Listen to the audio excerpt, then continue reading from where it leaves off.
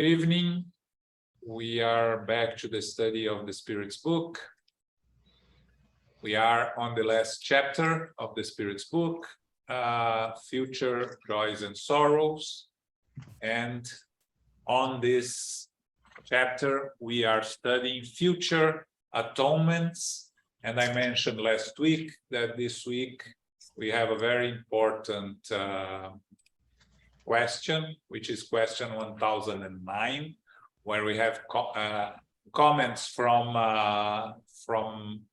well-known figures of our history, and we are going to hear what they have to say about eternal punishment, basically, and then we have a long comment by Kardec.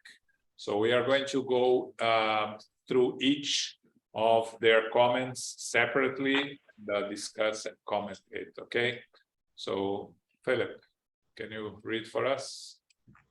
It follows then that the atonements imposed on spirits are never eternal. Ask your common sense, your reason, whether perpetual condemnation for a few moments of error would not be a negation of God's goodness. Indeed, what is the duration of a human life, even if it lasts 100 years in relation to eternity? Eternity. Do you understand this word? Never-ending torture, suffering, and hopelessness for a few mistakes. Does such an idea not repulse you? Our ancestors viewed God as a terrifying, jealous, and vindictive being. This is understandable because in their ignorance, they attributed the passions of human beings to God. This is not the God of Christians, who places love, charity, mercy, and forgiveness in the ranks of the most important virtues. How can God lack the qualities that creatures are required to have? Is it not an incongruity to attribute both infinite love and infinite vengeance to God?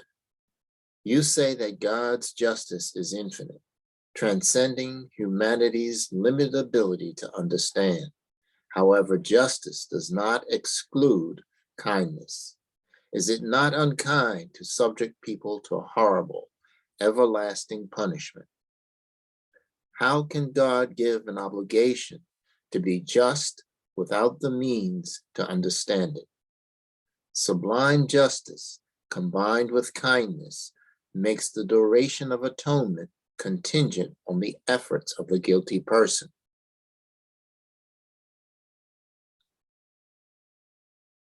I'm sorry, I've lost. The efforts of the guilty person to improve. There is truth in the well-known verse, to each according to his or her deeds. St. Augustine. So this first message comes from St. Augustine. And again, we are going to discuss eternal punishment, or concept that we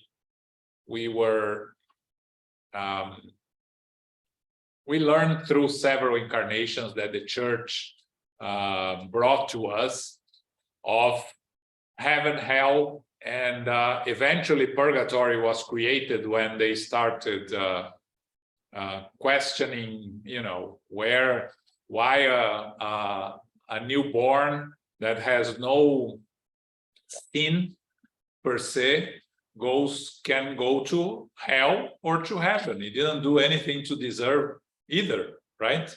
So that's how the church ended up creating purgatory, where these spirits would wait for the final judgment and then go to heaven and hell. And again, as in the beginning of the 19th century, as science starts to move away from the domination of religion, and philosophy starts to appear again as a separate subject of study, right? And our new concept, the philosophers began to be called philosophers. They always existed, right? You can say that Socrates was a philosopher, that Plato was a philosopher, but the name didn't exist, right? The attribution of philosophy as a separate subject. And as they start separating from church, they start, of course, questioning this, as St. Augustine says here, incongruence, right? How can you believe in a God that is all powerful, all just, and doesn't show mercy, doesn't show forgiveness, right? If we are asked, maybe we can't, but we are asked to show forgiveness to those that caused us harm, how can we think that God would not forgive, right? A perfect God wouldn't forgive. Eternal punishment. All this began to be in question at that time. And then Spiritism comes and talks about reincarnation, talks about law of cause and consequence, talks about the consequences of what we have done and the remedy to correct our mistakes.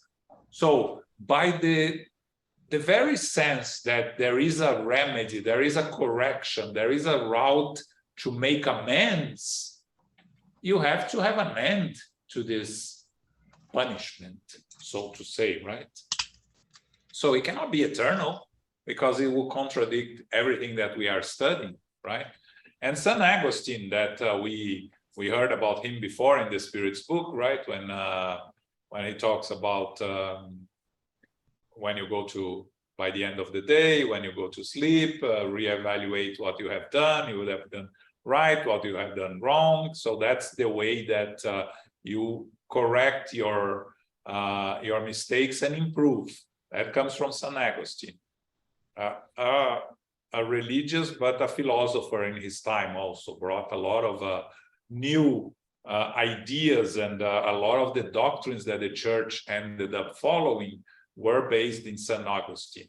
So he comes to us here and talks about, this is not the God of Christians who place love, charity, mercy, and forgiveness in the ranks of the most important virtues. So if these are the most important virtues for us to have, then God has it in even more perfect, or not more, but absolutely perfect, right? So the concept of perfect love, God has it. Perfect charity, God has it. So if God has all these perfect qualities, how could he create spirits that would be condemned due to their imperfections to suffer eternally? It doesn't make sense, right? So what he's telling us here is that, to each according to his or her deeds, like it says in Matthew, right?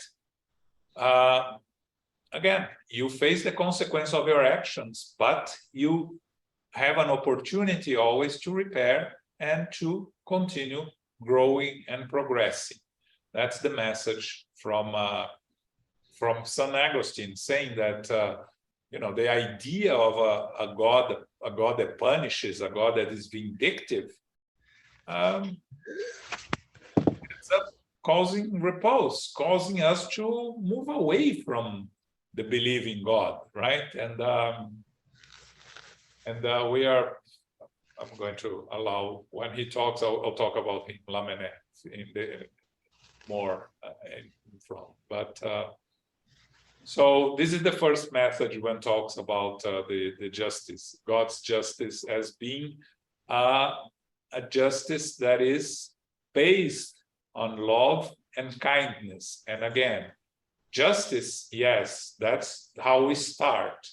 But justice in the sense of the absolute justice, meaning we face the consequence of our actions. But by facing the consequences and repairing the mistake, with love, we grow and continue, and we get rid of our the issues that we created for ourselves without being eternally punished. Okay? Okay, questions, comments? It is interesting the amount of attention that the spirits and Kardec, of course, face to this topic. Very good. How the spirits of light that even sign the name, primarily on this topic. Throughout this book, this is the topic that they really insist on and have messages and messages on the same topic.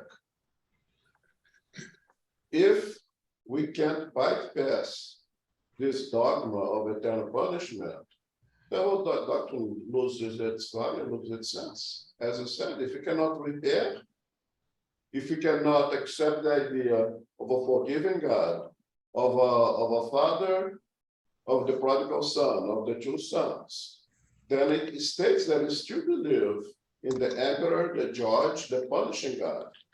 And we have not yet accepted the new paradigm that Christ brings to us, of now a forgiving Father. So this talk is crucial for the doctrine to stand up. Even the law of progress cannot. How can we reconcile law of progress and eternal punishment? It's impossible. And without law of progress, the doctrine loses its legs. That's not to stand on. Another thing important that I have to keep in mind here is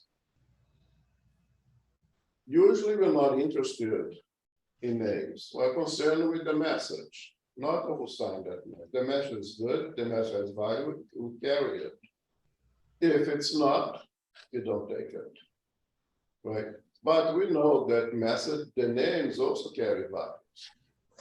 A trustful name on the bottom of a message makes you more confident, perhaps pay more attention to that message. And I think that's the reason that the spirits chose to identify themselves in those messages. Because of the high degree of importance that they give to this topic. Yeah, just remembering on this topic, right? What Kardec did on the Spirit's book is to collect different, and he would send the questions to different mediums, receive answers from different spirits, and combine combine the answer or choose the answer that would be more well explained, more self-explanatory in a sense, right? Without putting the name of the spirit. But exceptionally, and on this chapter, it's specifically, we have St. Louis talking a lot here, not in this question particularly, but in the other questions, is because the message is transcribed exactly, signed and came from that spirit. So that's why Kardec is posting and signing the name, and as I said, because if it is there, it is for a reason. Kardec never does anything without a reason. So if he found that it was important to put the name of the spirit, is that because we need to pay special attention to the content of the answer and the message, because it has something special that we need to be aware of. Okay, so let's go. The second one is by Lamennais. Combat and eradicate by every means in your power the notion of eternal punishment. It is blasphemy against God's justice and goodness. Additionally, it is the main source of skepticism, materialism, and indifference that has pervaded the masses from the time their intelligence began to develop.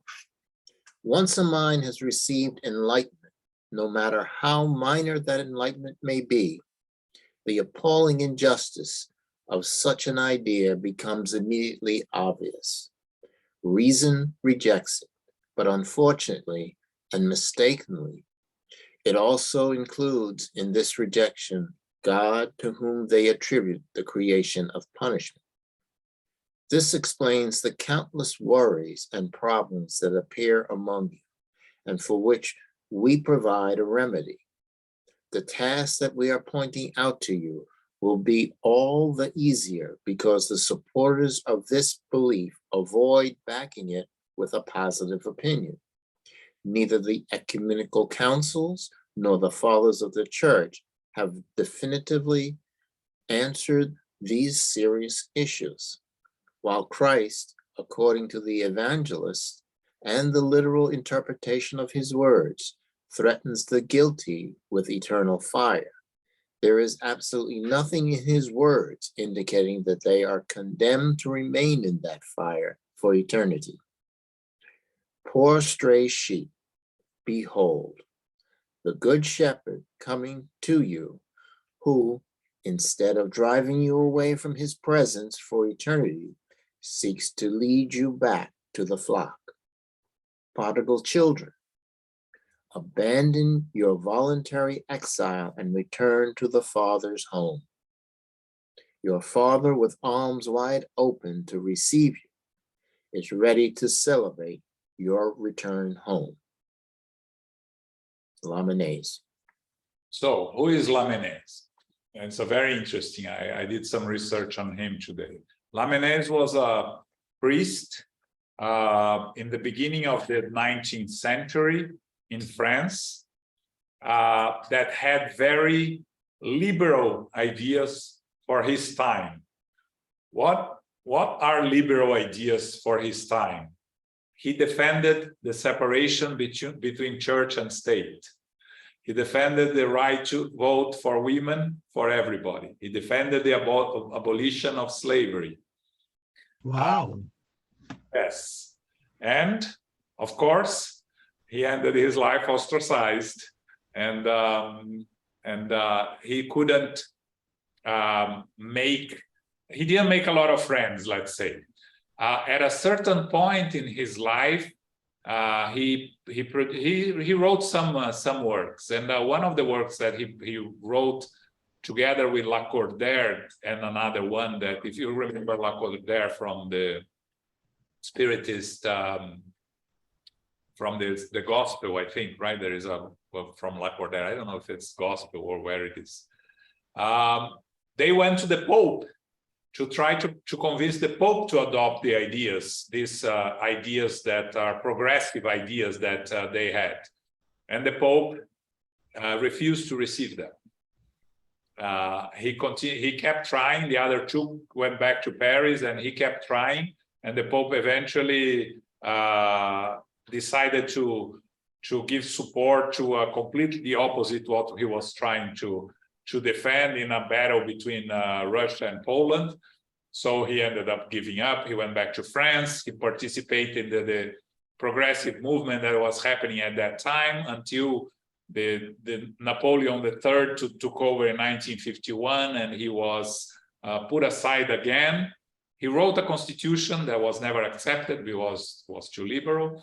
And he ended up dying in ostracism, was buried in a public in Père Lachaise, which is the same cemetery that Kardec is buried in Paris, but in a common grave, right? So he doesn't even have his own grave.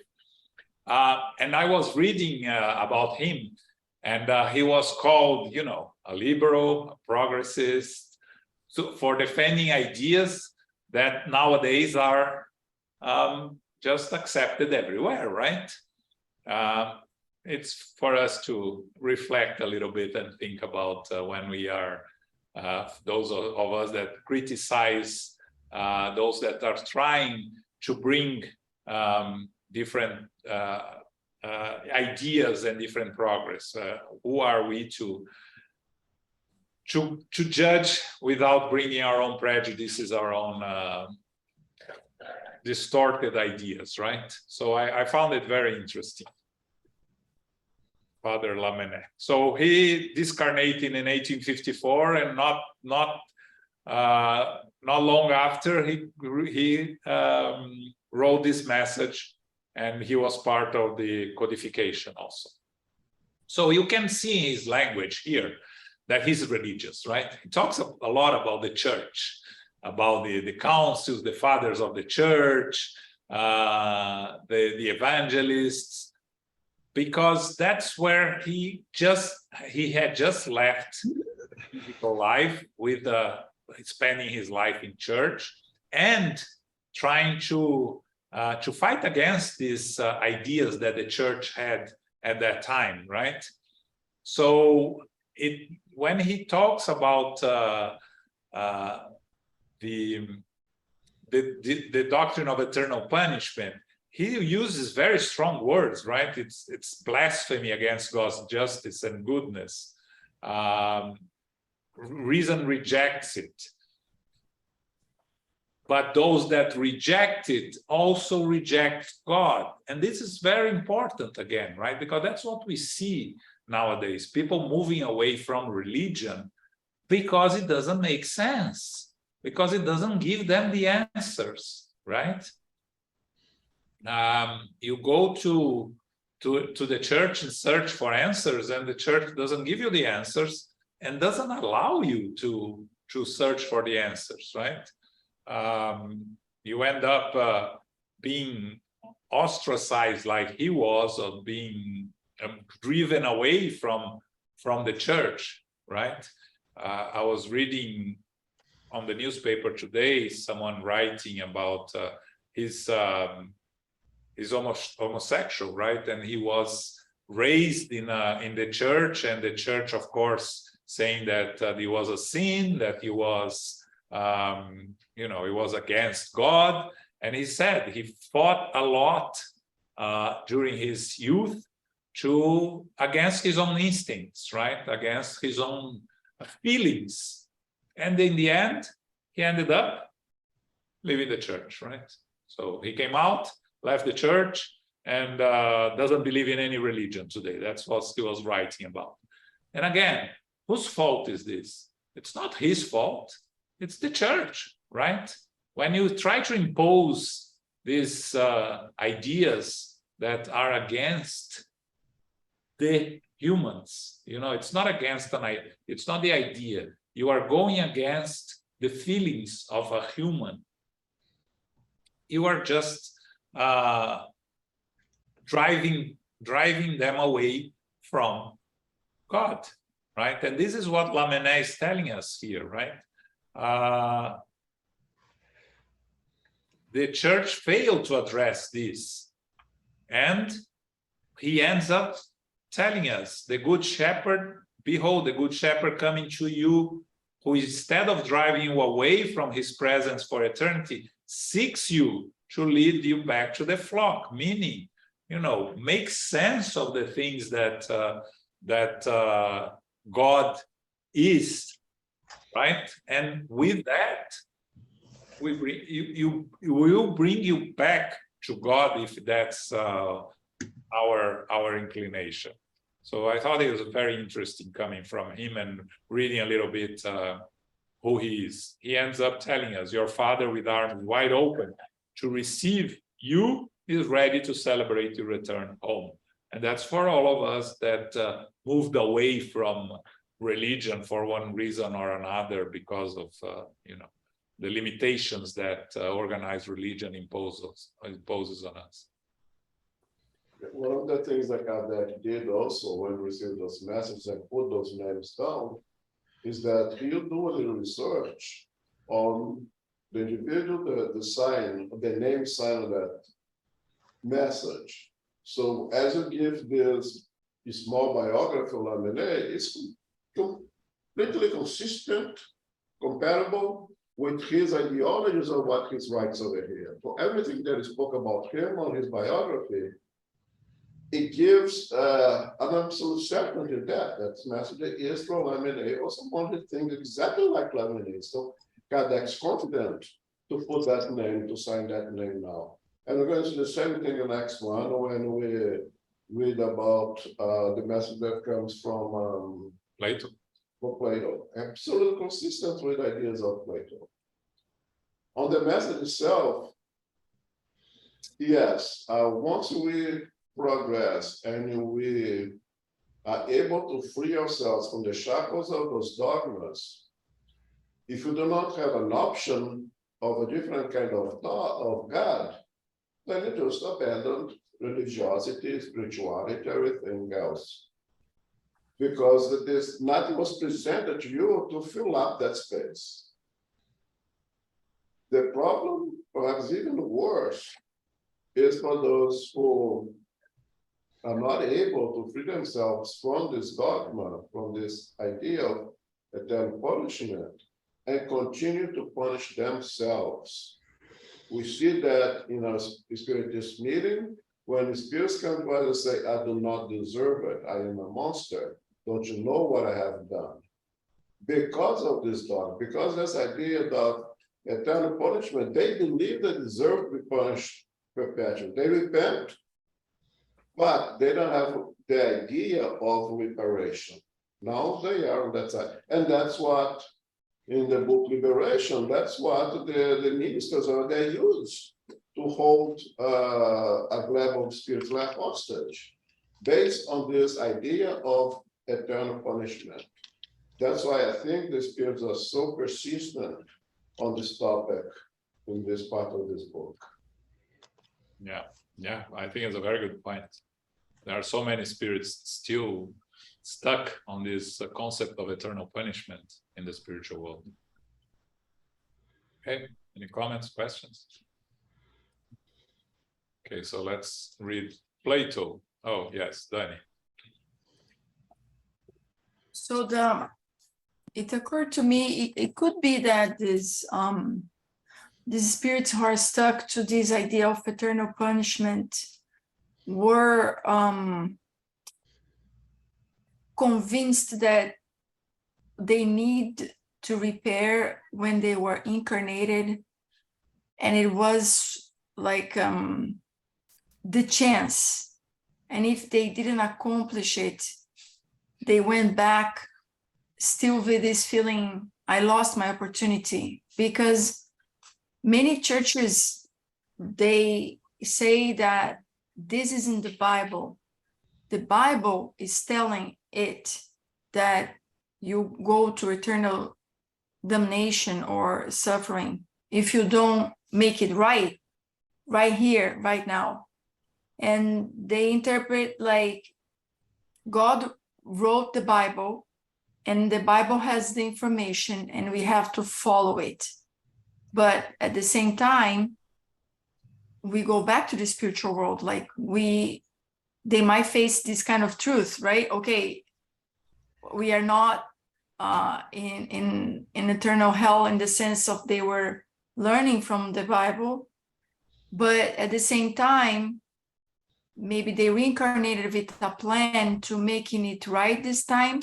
They failed, and the guilt follows them from this kind of even before coming back to one incarnation one more time. It's like, because these churches, I see that they teach it's here and now. You either do it or you fail. No more chances. So it's like several things together that it might be hard to shift from the guilt.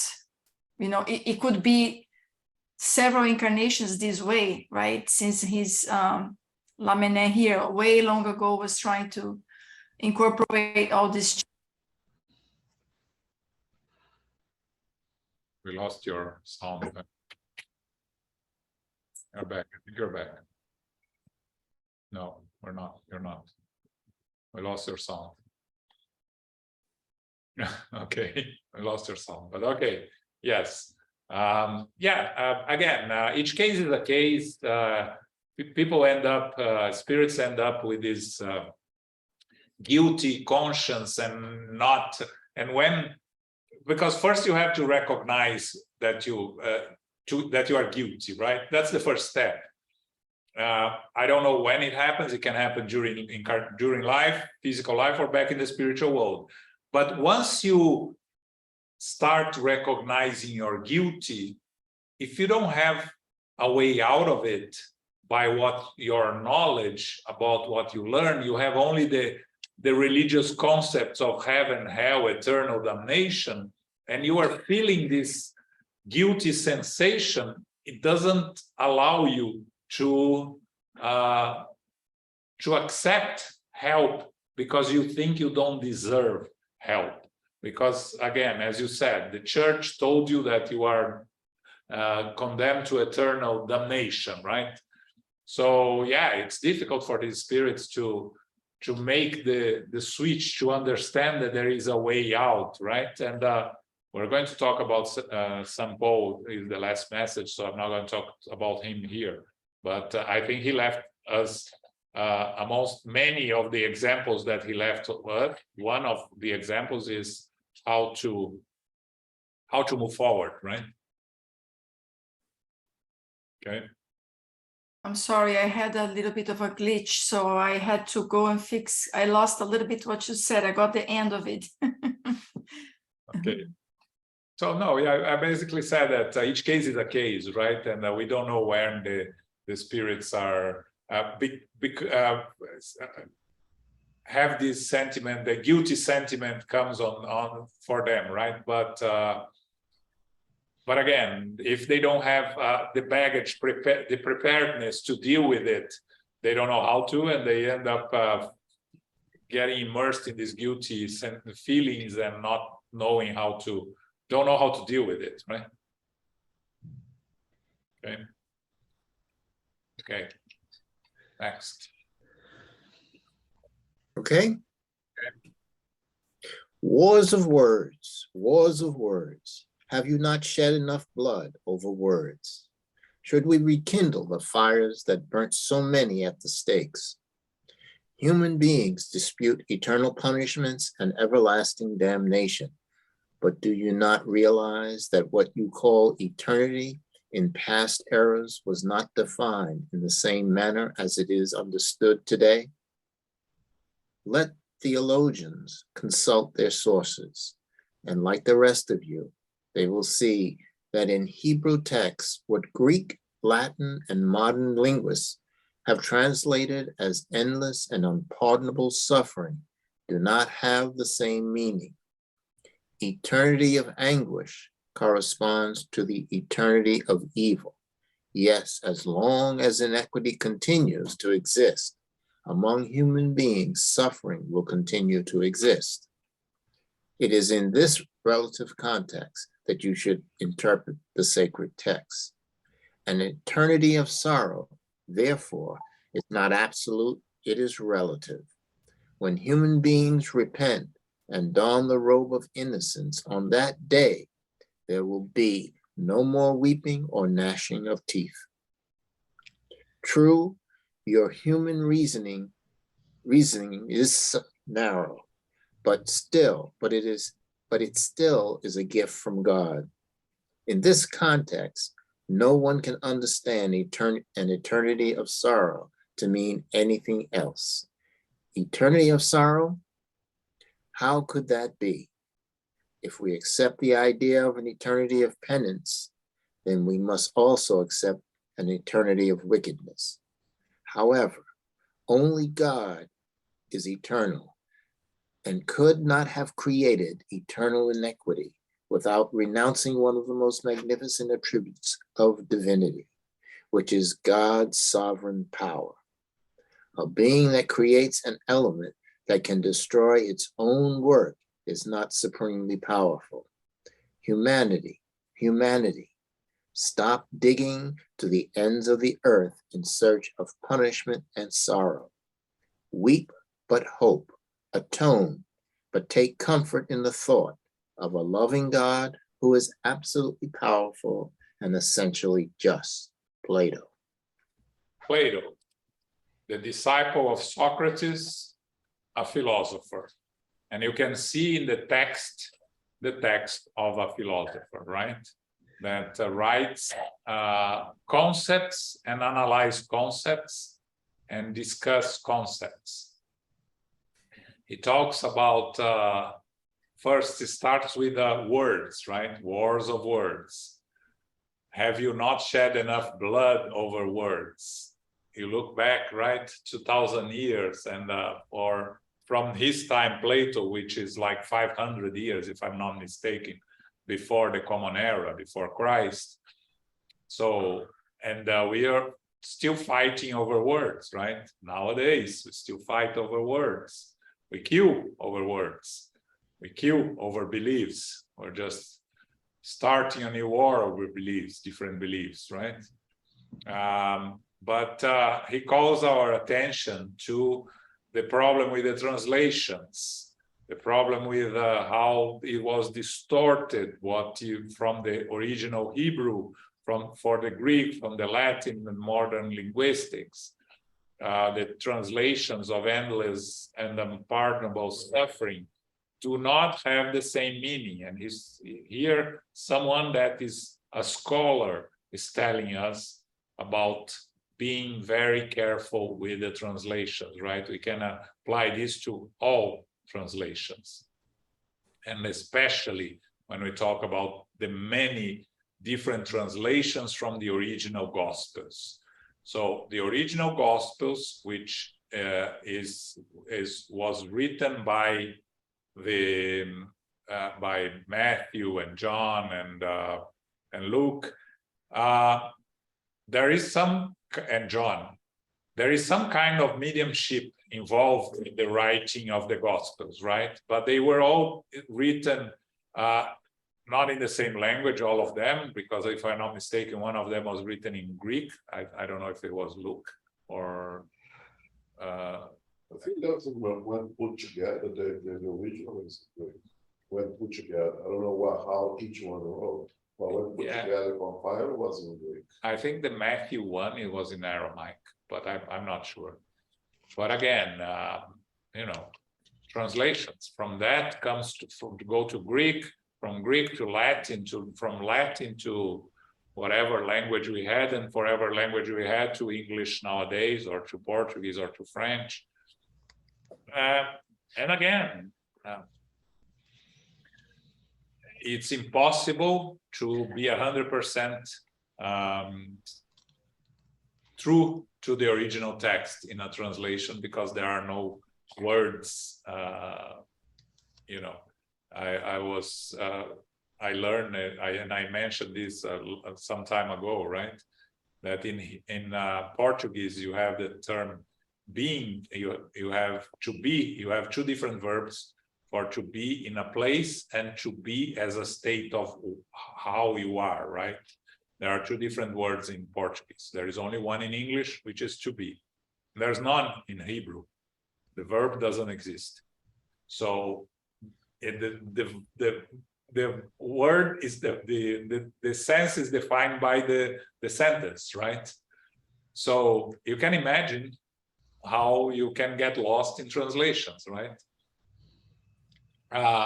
So Plato is telling us here, be careful with the translations, and be careful with the word eternal, because eternal here, it doesn't mean what we think it means. It is relative. Eternity of sorrow is not absolute, is relative. When you are suffering, it feels eternal, right?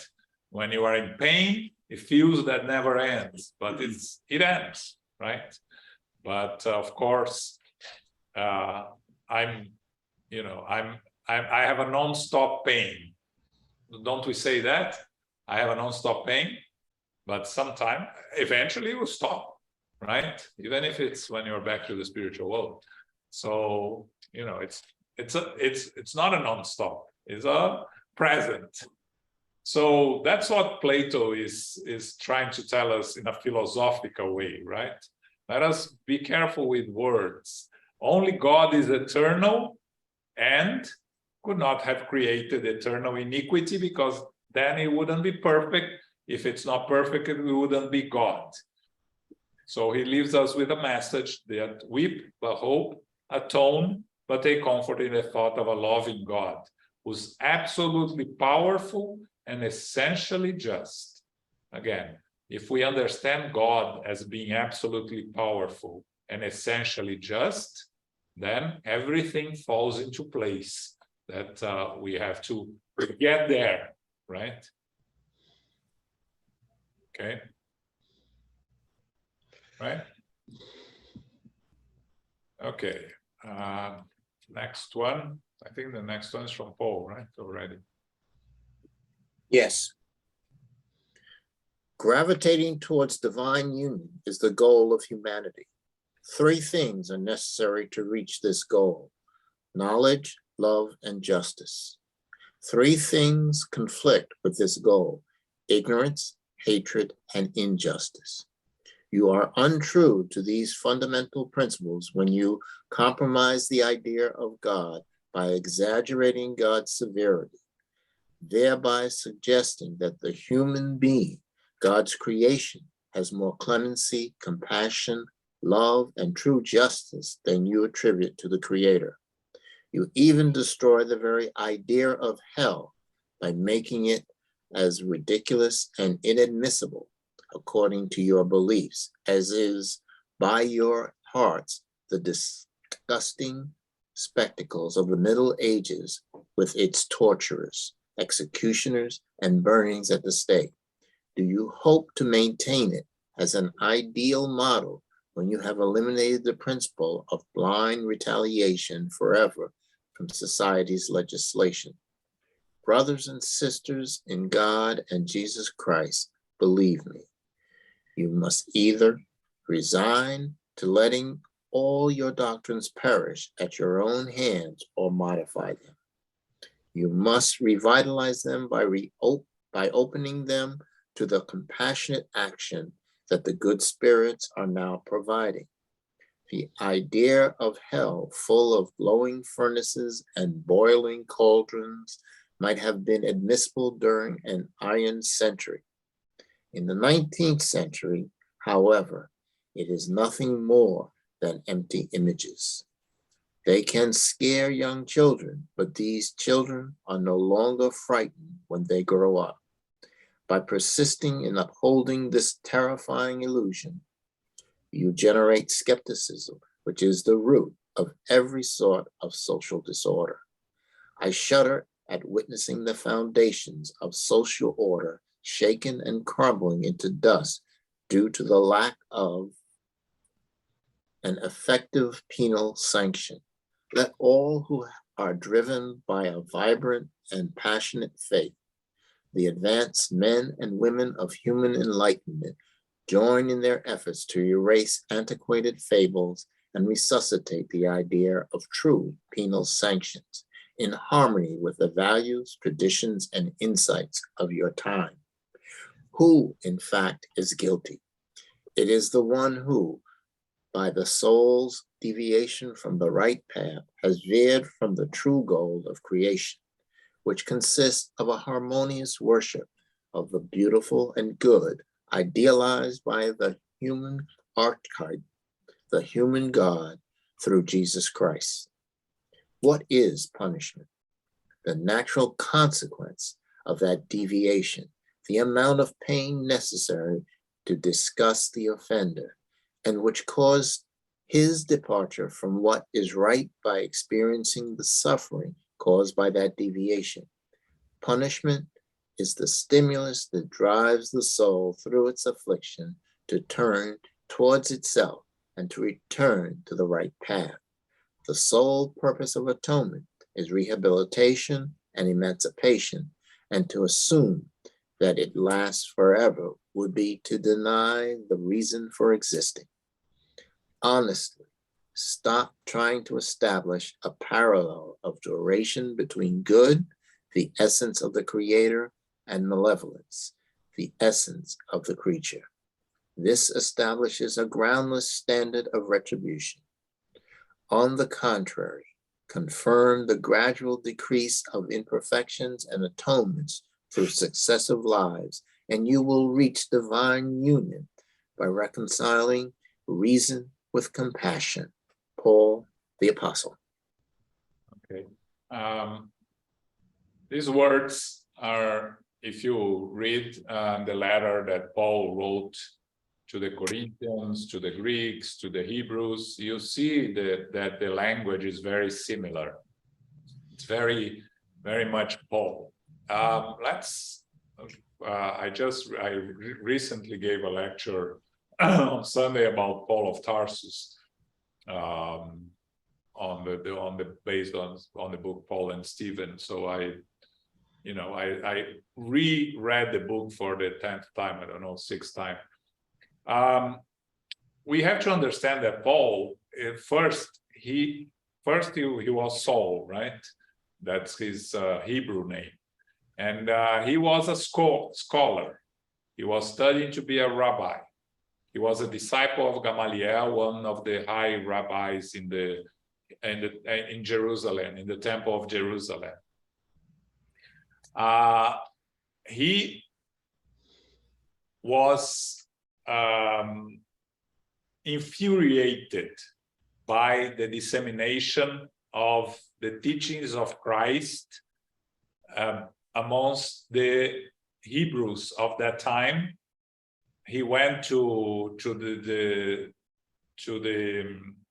house of the way, confronted those that were there, Peter, James, and especially Stephen, who was giving a presentation, a lecture, and he started the persecution of the Christians. He was the first persecutor, and Stephen was the first martyr of the Christians. He couldn't understand the concept of a Messiah that didn't come to conquer physically the world. The concept of a Messiah that would come and say, I am not of this world, doesn't make any sense to Paul, Saul at the time, the scholar. When he met Jesus, when Jesus appeared in front of him on the way to Damascus, when he was going there to arrest Ananias, who was the one that caused his loved one, Abigail, to convert to Christianity. Jesus appeared in front of him and asks him, Saul, Saul, why do you persecute me? And Paul immediately recognized the Messiah. And what was his reaction? And that's where I wanted to get here, right?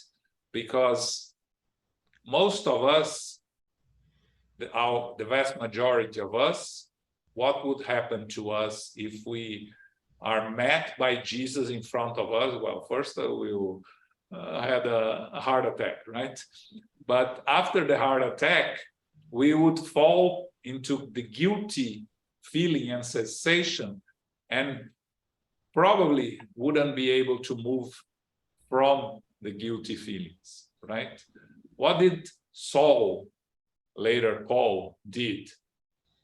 Immediately recognizing his mistakes, he turns to Jesus and asks, Master, what you want me to do? So the change is a change for, when we talk about people that are very,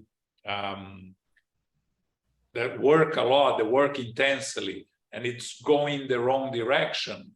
We always say it's just a matter of moving them to the right direction, and they work hard in the right direction. It's easier than to change people that do nothing, because to push people that do not want to move is much more difficult than to try to hold people that are just moving very fast to the wrong direction. Because if you direct them to the right direction, release them, and they go. That's Paul, right? Saul at the time. And actually, you know what Paulus, the Latin word, means? The humble, the simple, right? That's, of course, why he chose the name, right? So he immediately started to disseminate the teachings of Jesus. Of course, he spent 3 years in the desert. He fought a lot with the disbelievers that didn't believe in his change and everything. But if you want to learn more, you read the book. I'm not going to tell you the story of the book. But one thing that he did to the end was to disseminate the teachings of Christ. And if you think about what happened to Christianity, right? Paul disseminated Christianity from Jerusalem to Europe, right? All the way to Spain and France and Spain. The other apostles disseminate Christianity from Jerusalem to the east. Where did Christianity prevailed and dominated? Everywhere that Paul went and started creating communities, right? The other part where the other apostles went, Christianity barely survived, right? So you see the importance of Paul of Tarsus. But what would have happened if he decided to immerse himself in the guilty feelings that he felt till the end of his life? Until the end of his life, when he went back to the spiritual world, he was received by Jesus personally, and he continued saying that he didn't deserve because of what he had done to the very first Christians, right? When he meets Stephen, yes, Fabio, the lecture about Paul and Stephen is available on YouTube channel, but it's in Portuguese, right? And it's not on Paul and Stephen. It's called Love, Forgive, Love, Work, Forgive, love, work, wait, forgive, which is the 4 words that Abigail told him when he met her in a dream. It is available on, if you look at the Tri-State Spiritist Federation website, it's probably available there, okay? So if Paul had started wallowing in guilt feelings and have not moved away and started working actively, he wouldn't be able to spread Christianity. So it's an example for all of us, right? Let's move forward. Our mistakes are part of our journey. Let us recognize them. Let us not wallow in self-pity, in regret, in guilty, because that doesn't help us. Recognize our mistakes is very important. But if we recognize and we get paralyzed by them, then we are doing a disservice to our own journey and to the journey of those around us. Okay, so the message from Paul here, going back to the message, he talks very much about the way that he writes in his letters. Brothers and sisters in God and Jesus Christ, believe me, you must either resign to letting all your doctrines perish at your own hands or modify them. He fought very hard to modify the beliefs of that time, trying to move away from the dogmas imposed by the Jewish religion at that time. He fought with James a lot, and it's also you find in the book, because James, for the survival of the House of the Way, adapted it to the Jewish customs and Jewish traditions, because to avoid persecution. And he did what he had to do. We're not here going to criticize James because it was important. Peter was more in charge of taking care of the people there, the sick and those that came asking for help. But James ended up being killed anyway by the persecutions to the Christians. So, you know, again, the way Paul presents to us is not different from the previous ones. It's just the different style. And if you read the 3-4 messages that we read from St. Augustine, from Lamennais, from Plato, and from Paul, you see the different styles, right? How different the styles are. The other day I read something that they gave some works by Emmanuel and André Luiz to AI, and told AI to write a passage by Emmanuel in the style of André Luiz and vice versa. AI couldn't do it. Really? Yes. which proves that, are two completely different authors, right? It's like you asking for a painter to paint in the style of someone. He can imitate, but people that understand can recognize the difference. But if you are going to ask, paint Van Gogh in the style of Monet, the painter cannot do it, right? And AI cannot do it also, which I thought it was very interesting, right? So you read the 4 messages and you see the different of styles talking about the same thing, different approaches, different definitions of eternal punishment, but all of them very beautiful. Okay.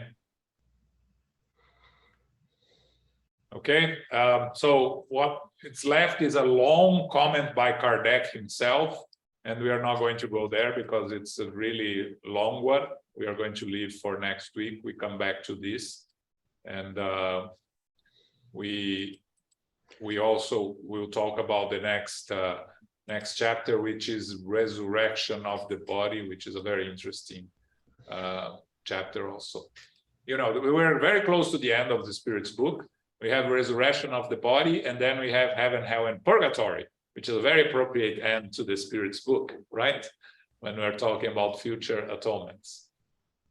And then we will start all over again. So it finishes on question 1019. We are on question 1009.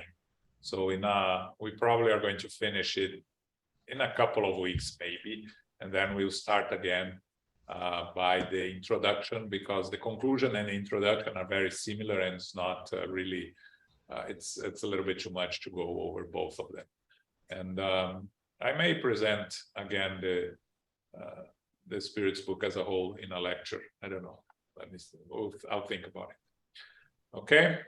So for this weekend, we have a lecture by Luis Lima on Saturday, 11 a.m. Spirit Hierarchy. For those that are, Luis Lima is a very organized presenter, and he presents very good graphics and PowerPoint presentations. So if you are curious about spirit hierarchy, which is covered around question 110 of the Spirit's book, you make sure you watch this presentation on Saturday. Okay. Artur Valadares is here. He's going to be tomorrow in Long Branch, New Jersey, and on Saturday in Newtown, Connecticut. They're all going to be in Portuguese with translation. So if you want to attend, you can still register and attend. Saturday one is not going to be shown live. Tomorrow, I think it will be shown live, but I'm not sure. Artur Valadares, for those that don't know him, is very well a young person that specialized in the gospel and interpreting the gospel according to Spiritism, and it's very, very good. He's really one of those that you can see the future of Spiritism is in good hands. The book club next week is chapter 16 of the book Prelude to the Divine Kingdom. And this Sunday, which is the 4th Sunday of the month, we are going to have our Q&A. So please bring your questions so we can have some interesting discussions. Okay. I think that's all right. Yeah. Carol, can you do our final prayer, please? Yes, certainly. Thank you very much, John. Thank you, Elmo. Thank you, Philip, for reading, and thank you, everyone, for being with us and sharing the evening studying the Spirit's book. Infinite Creator and Divine Providence, all goodness, all grace, we give thanks for the opportunity to be together again for our studies of the Spirit's book, our topic being duration of future atonements. God's law is perfect, based on justice, kindness, and goodness. There is cause and consequence. However, there is no eternal punishment. And this offers a way to repair the mistakes through atonement according to the deeds done. The doorway to reformation is never closed against any soul here or hereafter. The Good Shepherd always is ready to welcome souls back to the flock, essentially our true home. Hope and atone, knowing the Creator provides eternal love and true justice, and not severity and not eternal condemnation. May we move forward, not to get stuck in self-pity or guilt. We give thanks to the spiritual benefactors and the good spirits for guiding and inspiring us this evening. May we receive the love, light, and peace of Christ within us, and for our loved ones, our teachers, the directors, our counselors, the mediums, the workers, and all who are affiliated with SGNY and those who are participating via Zoom. We pray for inner peace, and especially now for world peace, for we know that those who are suffering are deeply suffering, and that those in the physical and spiritual world need much assistance at this time. For we are in a paradigm shift, and it is a rocky time, it is a difficult time, but we hold the light, we hold the love, and we hold our prayers in the highest for all concerned. We pray for our center, SGNY, and all Spiritist centers throughout the world, that they may grow, they may be expanding their efforts, and that they may always be protected day and night. As we close, we humbly ask for safety and protection as we return to family, friends, loved ones, and coworkers, for we are never alone. May we ask, may we believe, and may we receive these blessings each day. And now we remind ourselves to go forth as beacons of light, of love, of peace, of service, and of charity. So be it.